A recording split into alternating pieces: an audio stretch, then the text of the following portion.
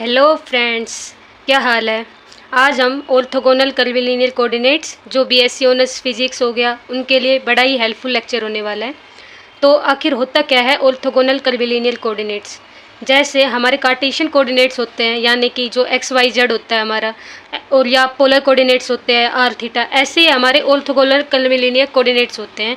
मतलब कर्व के इसमें कर्व बनाते हैं हम बेसिकली। जैसे मान लो पहले हमारा कार्टेशियन कोऑर्डिनेट है एक्स वाई जेड एक्सिस के लिए। अब जो पी कोई पार्टिकल है, मान लो तीन कोऑर्डिनेट्स पे डिपेंड कर रहा है, एक्स हो गया, वाई हो गया एंड जेड हो गया, तो ये हमारा कार्टेशियन कोऑर्डिनेट है। ऐसे ही हमारा पोलर कोऑर्डिनेट होता है, मतलब जो 2D होती है, 2 डायमेंशन बेसिकली। तो एक्स वाई, इसके अंदर हम आर और थीटा, इससे हम किसी भी पार्टिकल की पोजीशन को डिफाइन करते हैं। जो आर इसकी यहाँ से यहाँ तक की डिस्टेंस होगी पार्टिकल की, एंड कितना एंगल ये बना रहा है, that is theta.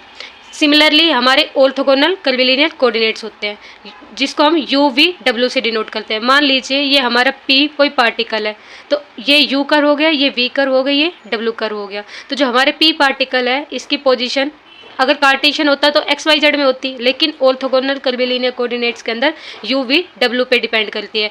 Late u v डब्ल्यू are 3 continuous and differentiable scalar function of x Y z. मतलब जो हमारे यू वी डब्ल्यू है ये हमारे continuous and differential scalar function होने चाहिए।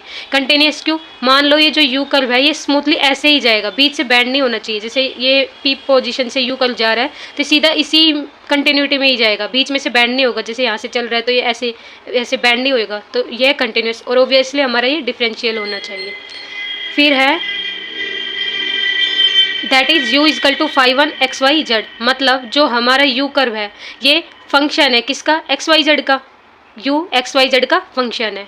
ऐसे ही v phi two x Y z. अब v है ये भी एक्स वाई जेड का फंक्शन है, w है ये भी एक्स वाई जेड का फंक्शन है हमारे तीनों। अब मैंने लिख रखा है कि for the p particle u कर, v कर एंड w कर। अब यहाँ पे मैंने u equal to u naught equal to constant लिखा हुआ है। ये क्यों लिखा हुआ है? क्योंकि मान लो हमारा v और w कर्व है, v और w कर्व वेरी कब करेंगे? जब हमारा u कांस्टेंट हो, तो वो हमारा वी डब्ल्यू सरफेस माना जाएगा, क्योंकि यहाँ पे u equal to u naught हमारा कांस्टेंट है। ऐसे ही for u curve and v curve, यहाँ पे हमारा w equal to w naught constant लिखा हुआ है। क्यों? क्योंकि हमारा u v सरफेस मान लिया गया है यहाँ पे, इसलिए तो यहाँ पे w कांस्टेंट है। Similarly for u w curve, यहाँ पे हमारा v equal to v naught constant माना जाएगा। जैसे हम कार्टेशियन कोऑर्डिनेट्स के अंदर करते हैं एक्स वाई जेड, यहाँ पे जब हम वाई जेड प्लेन लेते हैं तो हमारा x equal to x naught यानी कि कांस्टेंट हो जाता है। सेम चीज़ हमने कर्विलिनियर कोऑर्डिनेट्स पे अप्लाई की हुई है। u equal to u naught constant and v and w are varying, so v डब्ल्यू प्लेन। मतलब वही चीज़ है कि हमारा वी डब्ल्यू जो सरफेस है इसके अंदर u equal to u naught यानी कांस्टेंट हो जाएगा। जब हमारा v और w वेरी करेगा तो ये वी डब्ल्यू सरफेस माना जाएगा plane. And u equal to u naught and w equal to W naught surface intersection that gives v curve. मतलब u equal to u naught surface और हमारा v equal to v naught surface, इन दोनों surface का intersection ही तो हमारा w curve है। ऐसे ही u equal to u naught constant surface and w equal to w naught constant surface, इन दोनों का इंटरसेक्शन ही हमारा v कर्व है। सिमिलरली जो हमारा u कर्व है और ये v कर्व है, इन दोनों के इंटरसेक्शन से w कर्व है। तो ये चीज़ें मैंने यहाँ पे लिखी हुई है। अब है कि टू कर्व्स के इंटरसेक्शन के एंगल को कैसे मेजर करते हैं। मतलब जो दो कर्व है हमारे, इनके इंटरसेक्शन होता है, इनके एंगल को हम कैसे मेजर करते हैं। तो जो हमारे दो कर्व है उनके एंगल के मेजरमेंट के लिए हम कैसे मेजर करेंगे? हम टेंजेंट ड्रॉ करेंगे। मतलब जो हमारी टेंजेंट है वो उनके एंगल को डिफाइन कर देगी। मान लीजिए ये एक कर्व था और ये एक कर्व था, तो इस कर्व पे हमने ये टेंजेंट ड्रॉ की, ये कर्व है तो इस कर्व पे हमने अलोंग ये टेंजेंट ड्रॉ की। तो इन जो टेंजेंट जो आपस के अंदर एंगल बनाएगी वही एंगल ये दोनों कर्व बनाएंगे। तो इसी को हम आगे फाइंड करेंगे। अब मान लीजिए कोई हम एग्जांपल है कि u की value x plus y plus z है, b की वैल्यू एक्स वाई स्क्वायर है, w की वैल्यू z स्क्वायर है। तो we can solve for x Y z and getting values for u v w। मतलब हम एक्स वाई जेड की terms में वैल्यू सोल्व करेंगे और वो वैल्यू हमारी किसकी? u v w की होगी। तो हमने क्या किया हुआ है एंगल डिफाइन करने के लिए? So draw tangents in curvilinear system. हम टेंजेंट्स को ड्रॉ करेंगे। अब जो हमारे कार्टेशियन कोऑर्डिनेट्स थे यानी एक्स वाई जेड, ये म्यूचुअली परपेंडिकुलर थे। मतलब आपस के अंदर तीनों 90 degree, x y 90 degree angle बना रहा था, वाई जेड 90 डिग्री एंगल बना रहा था, ऐसे ही एक्स जेड 90 डिग्री एंगल बना रहा था। तो ये हमारा वही कर्विलिनियर कोऑर्डिनेट्स, ये u कर, ये v कर, ये w कर। तो इसके अंदर हमने यहाँ पे टेंजेंट बनाई, u के अलोंग v के अलोंग टेंजेंट बनाई एंड w के अलोंग टेंजेंट बनाई। अब ये तीनों टेंजेंट जो आपस में एंगल बना रही होगी वही angle u v w curve का होगा। तो for orthogonality check tangents intersecting at 90 degree. अब ऑर्थोगोनल क्या होता है, जब हमारे टेंजेंट्स 90 डिग्री पे इंटरसेक्ट करें, मतलब 90 डिग्री एंगल बनाए, तो वो ऑर्थोगोनलिटी होता है। तो उसको भी हम चेक करेंगे। तो उसकी कंडीशन क्या है, कंडीशन फॉर ऑर्थोगोनलिटी। अब यू जो था वो हमारा फंक्शन था किसका, एक्स वाई जेड का। ऐसे ही v equal to phi naught x Y z का, फाई यहाँ पे स्केलर फंक्शन है, स्केलर क्वांटिटी। ऐसे ही डब्ल्यू equal to phi 3 x Y z, ये भी एक्स वाई जेड का फंक्शन था। तो these equation can be solve for x Y z in terms u v डब्ल्यू। मतलब इन इक्वेशन को हम एक्स वाई जेड के टर्म्स में सोल्व करेंगे और फिर वो वैल्यू किसकी हो जाएगी, यू वी डब्ल्यू की। तो एक्स साई 1 यू वी डब्ल्यू, वाई साई 2 यू वी डब्ल्यू, जेड साई 3 यू वी डब्ल्यू। मतलब ये x Y z u v डब्ल्यू के फंक्शन बनेंगे। X Y z u v डब्ल्यू जो है हमारे, इनके फंक्शन बनेंगे, क्योंकि वैल्यू हम एक्स वाई जेड की सोल्व करेंगे in terms of u v डब्ल्यू। अब हमें पता है कि जो हमारा आर पोजीशन वेक्टर है ये होता है एक्स आई प्लस में वाई जे प्लस में जेड के। सो अब एक्स वाई जेड है जो हमारी ये वैल्यू थी, हमने इनको यहाँ पे सब्सटीट्यूट किया है जस्ट। तो आर वेक्टर की वैल्यू हो जाएगी साई 1 यू वी डब्ल्यू आई कैप प्लस में साई 2 यू वी डब्ल्यू जे कैप प्लस में साई 3 यू वी डब्ल्यू के कैप। जो हमारे आई जे के कैप है ये हमारे यूनिट वेक्टर्स होते हैं, क्योंकि आर वेक्टर यहाँ पे हमने वेक्टर क्वांटिटी है, मतलब ये मैग्नीट्यूड प्लस में डायरेक्शन दोनों चीज़ें शो करेगा, इसलिए हमने आई कैप जे कैप के कैप को लिया हुआ है।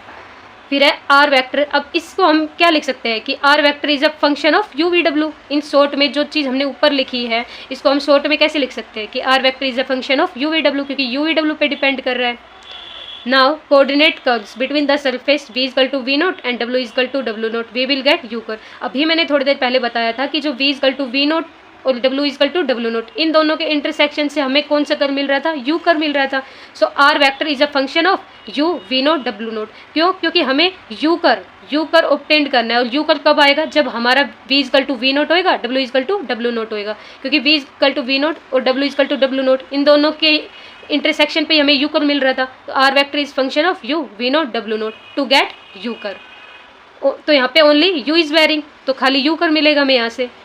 एज वी नोट प्लस डब्ल्यू नोट इजकल टू कॉन्स्टेंट, क्योंकि हमारा v equal to v naught और w equal to W naught हमारे कॉन्स्टेंट सरफेस थे और इनके इंटरसेक्शन से ही हमें u की वैल्यू मिल रही थी। तो आर वेक्टर हमारा खाली u का फंक्शन हो जाएगा, इसलिए हमें यहाँ से u कर मिल जाएगा। ऐसे ही r vector is a function of u v डब्ल्यू, we had put v equal to v naught and w equal to W naught means constant values. So r vector is now a function of u curve only, तो हमें यहाँ से खाली u कर की value मिल जाएगी। अब आगे लिखा हुआ है मैंने r vector is a function of u v naught डब्ल्यू naught only function of u. Now r derivative with respect to u gives tangent vector which is parallel to partial derivative of r with respect to u. मतलब अभी हमने यहाँ पे एक तो partial derivative use किया हुआ है। पार्शियल डेरिवेटिव क्यों यूज़ करेंगे हम यहाँ पे, क्यों, क्योंकि हमारा जो आर वेक्टर है वो यू वी डब्ल्यू तीनों का फंक्शन है, खाली यू का तो है नहीं जो हम कंप्लीट डेरिवेटिव करेंगे, इसलिए। तो r vector is a function of u v naught डब्ल्यू नोट। तो हम यहाँ से डेरिवेटिव कर देंगे कि यहाँ पे पार्शियल डेरिवेटिव आएगा, partial derivative of r with respect to u equal to partial derivative with respect to u. दोनों साइड मतलब हमने पार्शियल डेरिवेटिव कर देंगे, दोनों साइड कर दिया हमने। Similarly coordinate curve v between surfaces v equal to u naught and w equal to w naught. जब हमारा u नोट के इक्वल होएगा w नोट के इक्वल होएगा तो हमें v कर्व मिल जाएगा। सेम ऐसे ही हम पार्शियल डेरिवेटिव करेंगे और जो हमारा वेक्टर आएगा वो parallel to tangent to curve v आएगा। जैसे यहाँ पे हमारा parallel to tangent gives tangent vector which is parallel to partial derivative of r with respect to u। ऐसे ही यहाँ पे आया और ऐसे ही हमारा जब w कर्व के लिए आएगा तो तीनों चीज़ें हम एक कंडीशन निकाल लेंगे, बाकी दो को हम सिमिलरली करके पुट कर देंगे वैल्यू। अब दो कर्व ऑर्थोगोनल कब होंगे, जब इनके टेंजेंट्स ऑर्थोगोनिकली कट करेंगे। अभी बताया था मैंने हम दो कर्व के बीच का जो एंगल है वो कैसे फाइंड कर सकते हैं, उनके टेंजेंट्स को ड्रॉ करेंगे और जो उनके टेंजेंट्स एंगल बनाएंगे वही एंगल उन कर्व का एंगल होएगा। तो इसलिए अब जब टेंजेंट्स ऑर्थोगोनिकली कट करेंगे तो दो कर्व ऑटोमेटिकली ऑर्थोगोनल होंगे और इनके टेंजेंट्स पैरेलल टू वेक्टर है, यानी u curve tangent parallel to delta r by delta u. Similarly for others. So condition for orthogonality क्या होगी हमारी, जो हमारे वेक्टर थे जो parallel to tangent to u curve v curve and डब्ल्यू कर्व, मतलब ये हमारा वेक्टर था डी आर अपॉन में d u dot d r by d v, ये इजकल टू 0, मतलब ये हमारा यू कर्व के पैरेलल में था ये वेक्टर। ऐसे ही ये वी कर्व के टेंजेंट के पैरेलल में था वी कर्व के लिए, तो इन दोनों की डॉट प्रोडक्ट 0 के इक्वल आएगी, हमारी कंडीशन होती है ऑर्थोगोनलिटी के लिए। ऐसे ही जब हम वी और डब्ल्यू का लेंगे उनकी डॉट प्रोडक्ट 0 के इक्वल आएगी, ऐसे ही डब्ल्यू और यू की डॉट प्रोडक्ट करेंगे तो 0 के इक्वल आएगी। तो ये कंडीशन होती है हमारी ऑर्थोगोनलिटी के लिए। अगर ये कंडीशन कोई भी वेक्टर शो कर देता है it means that vector is orthogonal. ये वेक्टर्स उनके यू वी डब्ल्यू के टेंजेंट्स के पैरेलल है, मतलब D r by D you, अभी हमने ये इसके यू कर्व के अलोंग लिया था, d r by d b ये हमने वी कर्व के अलोंग लिया था, डी आर बाई डी डब्ल्यू ये हमने डब्ल्यू कर्व के अलोंग लिया था। तो वही चीज़ मैंने यहाँ पे लिख रखी है कि अगर इनको ऑर्थोगोनल होना है तो दोनों की डॉट प्रोडक्ट 0 के इक्वल होगा। और ये सीक्वेंस जो होता है ये हमारा सीक्वेंस सीरीज में चलता है, मतलब यू वी डब्ल्यू, यू के बाद वी आता है, वी के बाद डब्ल्यू आएगा, फिर डब्ल्यू के बाद हमारा यू आएगा, ऐसे ये सीरीज में चलता रहता है साइक्लिक ऑर्डर के अंदर। फिर है unit vectors in orthogonal curvilinear coordinates. अब हमारे यूनिट वेक्टर्स क्या होते हैं ऑर्थोगोनल कर्विलिनियर कोऑर्डिनेट्स के, जैसे हमारे कार्टेशियन कोऑर्डिनेट के अंदर यूनिट वेक्टर होते हैं, ऐसे ही हमारे ऑर्थोगोनल कर्विलिनियर कोऑर्डिनेट्स के अंदर भी यूनिट वेक्टर मिलेंगे। अभी हमने यहाँ पे पी पार्टिकल था, ये यू कर्व था, ये बी कर्व था, वो डब्ल्यू कर्व था, इनके अलोंग हमने टेंजेंट्स ड्रॉ कर ली। और ये हमारा W equal to W naught constant surface, जहाँ पे यू वी वेरी करेंगे, ऐसे u equal to u naught constant surface, b equal to v naught, ये चीज़ें मैंने अभी पीछे एक्सप्लेन कर रखी है सारी चीज़ें। अब जैसे हमारे आई जे के कैप होते हैं unit vectors along x Y z axis, similarly for u v डब्ल्यू unit vectors orthogonal curvilinear coordinates. तो इसके अंदर यू वी डब्ल्यू के अंदर क्या होते हैं, जो हमारे ऑर्थोगोनल कर्विलिनियर कोऑर्डिनेट्स होते हैं, इनके यूनिट वेक्टर्स क्या होते हैं, E1 cap, e two cap and ई3 cap, ये होते हैं हमारे यूनिट वेक्टर्स। अब जो हमारा अभी मैंने पीछे पढ़ा था कि delta r by delta you partial derivative था, क्योंकि मैंने बताया था are is a function of u v W, इसलिए for you curve partial derivative is a vector parallel to tangent at you curve, ये पीछे मैंने एक्सप्लेन कर दिया। Similarly delta r by delta we is a vector parallel to tangent eight we curve, ऐसे delta r by W W delta W ये हमारा W curve के लिए हो जाएगा। अब जैसे हमारे आई जे के कैप होते हैं unit vectors along x Y z axis, ऐसे ही हमारे ई1 कैप, ई2 कैप और ई3 कैप होते हैं unit vectors along u v डब्ल्यू कर्व। तो ई1 कैप क्या होएगा, टेंजेंट्स पे जाएंगे for unit vectors and tangent is parallel to partial derivative of r with respect to u. मतलब ई1 जो यूनिट वेक्टर है इसको हम कैसे डिफाइन करते हैं कि जो टेंजेंट लेंगे, टेंजेंट हमारी क्या थी वहाँ पे, partial derivative of r with respect to partial derivative with u curve, तो ये यू कर्व के अलोंग थी। तो ई1 कैप को हम कैसे लिखेंगे, एक तो वेक्टर क्या होता है unit vector equal to vector upon में दैट वेक्टर का मैग्नीट्यूड। तो ई1 कैप के लिए जो हमारी टेंजेंट थी ये पैरेलल थी किसके, partial derivative of r with respect to partial derivative of r with u. तो इस वेक्टर को लेंगे और इसी वेक्टर का हमने मैग्नीट्यूड लिया। अब हम क्या करते हैं, जो हमारा मैग्नीट्यूड लिया हमने डिनोमिनेटर में partial derivative of r with respect to u, इसको हमने h1 मान लिया, मतलब h1 हमारा स्केल फैक्टर, मैंने लिखा भी हुआ है partial derivative of r with respect to u equal to h1, और h1 h2 h3 ये हमारे स्केल फैक्टर्स होते हैं। ऐसे ही ई2 कैप के लिए, अब ई2 कैप के लिए हमारा विद रिस्पेक्ट टू वी हो जाएगा, ई3 कैप के लिए विद रिस्पेक्ट टू डब्ल्यू हो जाएगा, और ऐसे ही partial derivative of r with respect to डब्ल्यू इसको हमने h3 मान लिया, partial derivative of r with respect to v इसके मैग्नीट्यूड को हमने h2 मान लिया था। तो ये हमारे ई1 कैप, ई2 कैप, ई3 कैप ये तीनों हमारे क्या आ गए, यूनिट वेक्टर्स आ गए, किसके अलोंग यू वी डब्ल्यू कर्व के लिए। तो magnitude of vectors that is parallel to tangent at u v डब्ल्यू कर्व इज स्केल फैक्टर्स, मतलब जो हमने अभी क्या किया था, मैग्नीट्यूड लिया था किनका, उन वेक्टर का जो हमारे पैरेलल थे, किसके, tangents to u curve, tangents to v curve, tangents to डब्ल्यू कर्व, तो उनके मैग्नीट्यूड को ही हमने स्केल फैक्टर बोला है। तो ये स्केल फैक्टर की हमारी डेफिनेशन होगी। अब जो ऊपर चीज़ लिखी हुई है इसी को ही मैंने समरी टाइप में नीचे लिखा हुआ है कि E1 cap equal to 1/h1 partial derivative of r with respect to u. तो अब जो partial derivative of r upon में partial derivative with respect u, इसको हमने क्या कर दिया, ई1 कैप h1 लिख दिया, मतलब बेसिकली कुछ नहीं किया, क्रॉस मल्टीप्लाई करके लिखा हुआ है, ऐसे ही यहाँ पे और ऐसे ही यहाँ पे। अब बात ये तो हमारी हो गई यूनिट वेक्टर्स की बात। अब normal for orthogonal curvilinear coordinates. अब नॉर्मल क्या होता है, किसी भी कर्व के टेंजेंट पे परपेंडिकुलर गिराना। मान लो ये हमारी कोई कर्व है, ये जो कर्व बना रखी है ये कर्व है हमारी, इस पे मैंने एक टेंजेंट ड्रॉ किया हुआ है, इस कर्व के टेंजेंट पे हमने कोई परपेंडिकुलर गिरा दिया, यही इसका नॉर्मल होता है। तो किसी भी कर्व के टेंजेंट पे परपेंडिकुलर गिराना ही नॉर्मल होता है। तो टेंजेंट्स आर म्यूचुअली परपेंडिकुलर। अभी हमने पीछे शो किया था कंडीशन फॉर ऑर्थोगोनैलिटी, जिसमें हमने शो किया था कि partial derivative for r with respect to u dot product करेंगे इसका partial derivative r with respect to v, वो हमारा 0 के इक्वल आ रहा था। यही कंडीशन होती है ऑर्थोगोनैलिटी के लिए। तो उसमें हमारी टेंजेंट्स क्या शो हो रही थी कि दे आर म्यूचुअली परपेंडिकुलर। तो unit vectors along normals in orthogonal curvilinear coordinates, इसको हम कैसे डिनोट करेंगे, जैसे यहाँ पे हम unit vectors along x Y z को आई जे के से डिनोट कर रहे थे, यहाँ पे यू वी डब्ल्यू के लिए हम E1 cap, e two cap and ई3 cap से डिनोट कर रहे थे। ऐसे ही नॉर्मल के लिए हम यूनिट वेक्टर्स को कैपिटल ई1, कैपिटल ई2 और कैपिटल ई3 कैप इनसे डिनोट करेंगे। तो फॉर नॉर्मल फाइंड ग्रेडियंट, और जब भी हम नॉर्मल फाइंड करते हैं ना तो हम ग्रेडियंट को फाइंड करेंगे, जो उसका ग्रेडियंट है वो के नॉर्मल को शो करेगा।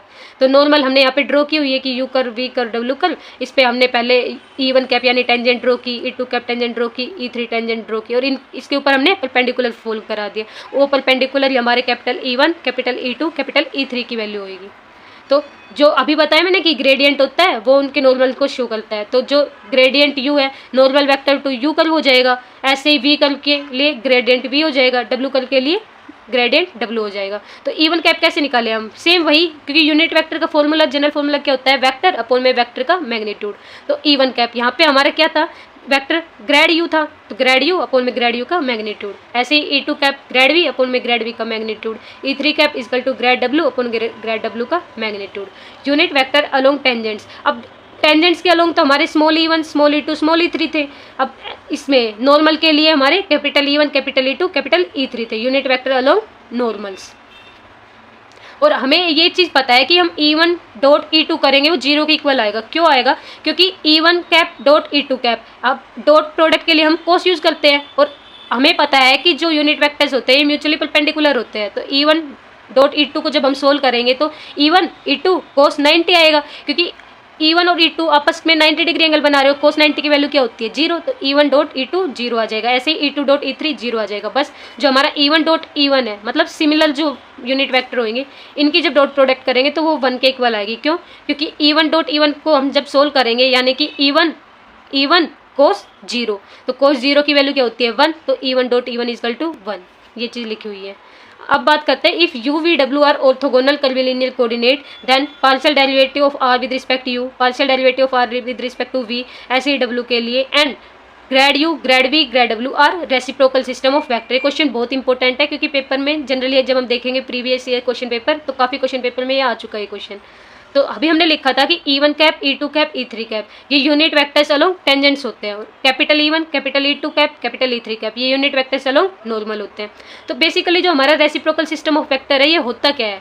मान लो हमने कोई भी कोऑर्डिनेट्स ले लिए, ABC ले लिया और यहाँ पे XYZ ले लिया, तो जो X है इसकी वैल्यू हम कैसे लिखेंगे रेसिप्रोकल सिस्टम ऑफ वेक्टर में? कुछ नहीं करना, X इक्वल टू इसके जो कोरेस्पोंडिंग वाला A है यहाँ पे, इसको छोड़ देंगे, बाकी जो 2 बच गए इनकी cross product B cross C upon में नीचे ABC का स्केलर ट्रिपल प्रोडक्ट। अब ABC का स्केलर ट्रिपल प्रोडक्ट इसको हम कैसे सोल्व करते हैं? ABC का triple product equal to A dot B cross C, A dot B cross C, ये स्केलर ट्रिपल प्रोडक्ट की वैल्यू होती है। अब ये तो हमने x के लिए निकाला था, अब y के लिए क्या करेंगे? तो y के कोरेस्पोंडिंग b इसको छोड़ देंगे, बच क्या गए हमारे c क्रॉस a। अभी बताया था मैंने कि हम साइक्लिक ऑर्डर में चलेंगे, जैसे a के बाद b, b के बाद c, c के बाद a। तो अब हम y के लिए ले रहे हैं, यानी b को छोड़ देंगे तो c बच गया, और c के बाद अगला a। तो क्रॉस प्रोडक्ट है, तो ये चीज़ का ध्यान रखना है कि साइक्लिक ऑर्डर में ही चले। तो y equal to c cross a vector upon में नीचे वही scalar triple product. Scalar triple product की वैल्यू अभी बताई थी मैंने, a b c है तो इसकी स्केलर ट्रिपल प्रोडक्ट की value a dot b cross c हो जाएगी। सिमिलरली फॉर z, इसके कोरेस्पोंडिंग c है, इसको छोड़ देंगे, a क्रॉस b अपॉन में स्केलर ट्रिपल प्रोडक्ट। अब हमें एक चीज़ पता है कि जब a vector dot x vector करेंगे तो इसकी वैल्यू 1 आएगी, ये प्रॉपर्टी होती है हमारी। तो अब हम क्या करेंगे कि हम इसको शो भी कर सकते हैं। कैसे शो करेंगे? a vector dot x vector equal to 1, यानी a वेक्टर है और इसका कोरेस्पोंडिंग x वेक्टर है, इनकी डॉट 1 के इक्वल है। कैसे शो करेंगे?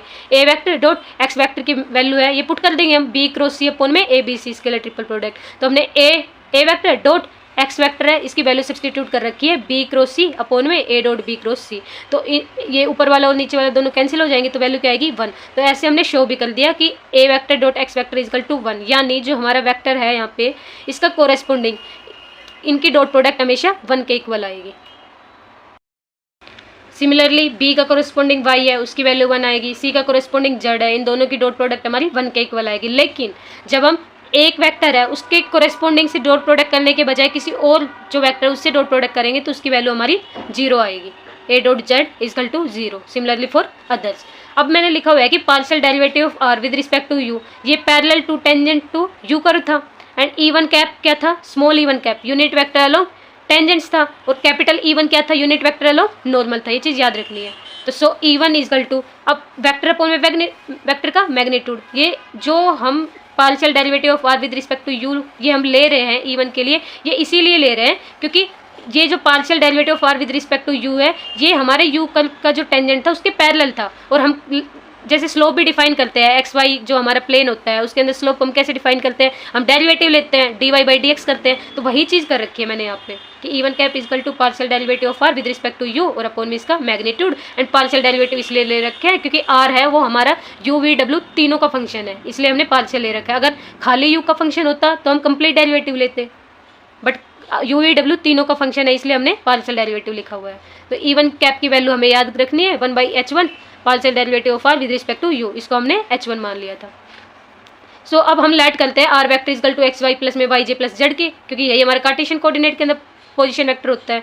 अब आर वेक्टर अब ये जो हमारा कर्विलिनियर कोऑर्डिनेट है इसके अंदर हमारा जो एक्स था वो साई1 मतलब फंक्शन किसका था, यू वी डब्ल्यू का। ये जो वाई है साई2 यू वी डब्ल्यू का फंक्शन, जेड है वो हमारा साई3 यू वी डब्ल्यू का फंक्शन है। तो अब हम इसका क्या करेंगे, कंप्लीट डेरिवेटिव करेंगे डी आर की वैल्यू के लिए। तो आर का कंप्लीट डेरिवेटिव करेंगे तो डी आर इजकल टू, अब क्या है कि हमने यहाँ पे partial derivative of r with respect to u ले रखा है, यहाँ पे डी यू ले रखा है। क्यों ले रखा है, क्योंकि आर जो है वो हमारा फंक्शन है किसका, यू वी डब्ल्यू का। तो हमें पहले आर का डेरिवेटिव करना होगा और and as r is our function of u v डब्ल्यू, सो खाली यू कर के लिए हम इसका पार्शियल डेरिवेटिव करेंगे। तो इसलिए हमने partial derivative of r with respect to u किया हुआ है। और यू कल के लिए हम डी यू यूज़ करेंगे क्योंकि यू कल के निकाल रहे हैं तो इसका यू का कंप्लीट डेरिवेटिव हो जाएगा। प्लस में फिर से अब वी कर्व के लिए करेंगे तो वी कर्व के लिए सोल्व करेंगे। हमारा आर किसका फंक्शन था, यू वी डब्ल्यू का। तो वी कर्व के लिए करेंगे तो पहले पार्शियल डेरिवेटिव ऑफ आर करेंगे, तो partial derivative of r with respect to v, और वी कर्व के लिए कंप्लीट डेरिवेटिव हो जाएगा डी वी। ऐसे ही हमारा डब्ल्यू कर्व के लिए हो जाएगा। Now r is a function of u v डब्ल्यू, सो पहले आर का पार्शियल डेरिवेटिव होगा with respect to u as r is depending on v value, but with respect to u derivative of u will be full. यही चीज़ मैंने explain करके लिखी हुई है।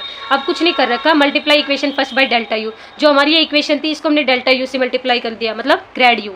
तो ग्रेड यू यहाँ भी ग्रेड यू से मल्टीप्लाई करेंगे, यहाँ भी ग्रेड यू से मल्टीप्लाई करेंगे। लेकिन एक आइडेंटिटी होती है कि जैसे grad phi dot d r, grad phi का हम जब डेरिवेटिव करते हैं विद रिस्पेक्ट टू आर तो वो डी फाई की इक्वल, मतलब जो डी आर है इसकी जगह ये डी फाई हो जाता है। तो यही आइडेंटिटी हम यहाँ पे अप्लाई करेंगे कि grade u dot d are तो डी यू बन जाएगा ये।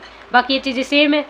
ऐसे ही हमारा डी वी के लिए करेंगे, ऐसे ही हमारा डी डब्ल्यू के लिए करेंगे। अब क्या करेंगे हम, बेसिकली हम कोफिशिएंट्स को कंपेयर करेंगे। डी यू था तो डी यू इधर इसका कोफिशिएंट 1 था, इधर डी यू का कोफिशिएंट ये था, बाकी ये 0 हो जाएंगी क्योंकि यहाँ पे डी यू है और यहाँ पे डी वी डी डब्ल्यू है और इनके कोफिशिएंट राइट हैंड साइड में है ही नहीं, तो इन दोनों के कोफिशिएंट की वैल्यू 0 के इक्वल कंपेयर करेंगे। जबकि डी यू है इसका कोफिशिएंट ये grad u dot partial derivative of r with respect to u, इसको हम 1 के साथ कंपेरिजन करेंगे। तो वही चीज़ कर रखी है 1 0 0 1 0 0 1 0 0। और यही जो होती है प्रॉपर्टी, यही हमारी रेसिप्रोकल सिस्टम की प्रॉपर्टी होती है। क्योंकि इसमें जो हमने मान लो ये कोई वेक्टर था, इसका कोरेस्पॉन्डिंग ये वेक्टर, इसकी वैल्यू 1 थी और ये वेक्टर है, इसके कोरेस्पॉन्डिंग लेने की बजाय हमने कोई और वेक्टर लिया है तो इसकी वैल्यू 0, ये मैंने स्टार्टिंग में ही बता दिया था। तो दैट वाज कि जो हमारा partial derivative of r with respect to u v डब्ल्यू, ये हमारा रेसिप्रोकल सिस्टम में है किसके, grad u grad v and grad डब्ल्यू के। दैट्स ऑल, बाकी काम कल करेंगे नेक्स्ट वीडियो में।